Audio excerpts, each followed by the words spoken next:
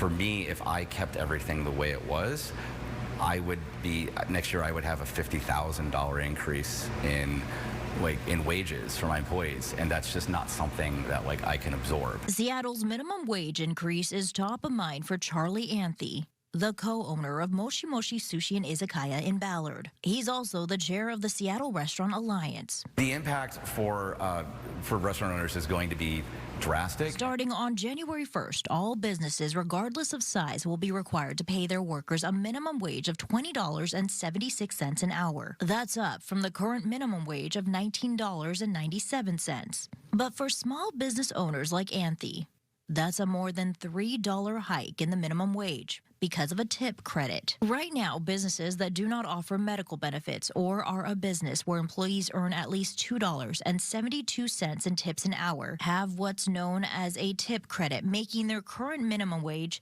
$17.25. If you have workers who make a significant portion of their earnings in tips, then a portion of that could also just be counted towards the minimum wage.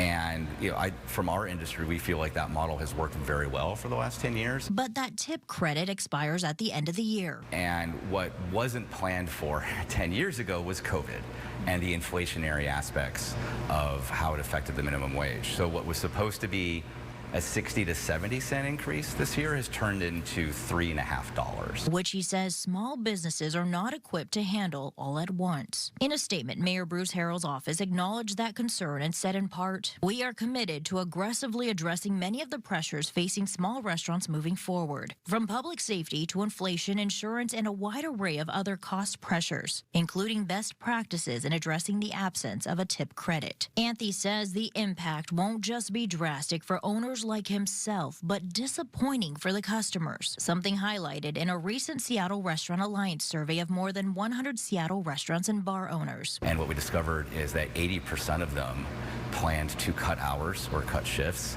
70% of them plan to raise menu prices, and 50 to 60% of them plan to cut back on their operating hours. On Reddit, entire threads are dedicated to this very topic, with people commenting this will make them tip less, if not stop tipping altogether. At the Shakrena Bake Shop and Cafe, owner Hane Ohanis got rid of the tipping system and instead increased her menu prices so she could offer her workers $25 an hour. I thought it was really important that my staff had a living wage and weren't dependent on tips. And with the cost being so high, that bakery owner who you just heard from actually had to let go of her staff members recently, but she says she hopes to hire them back soon. In the meantime, though, Anthe wants to emphasize that he's talking about small businesses, the local independent bars and restaurants, not the large chains out there. In Seattle, Shira Matsuzawa, Fox 13 News.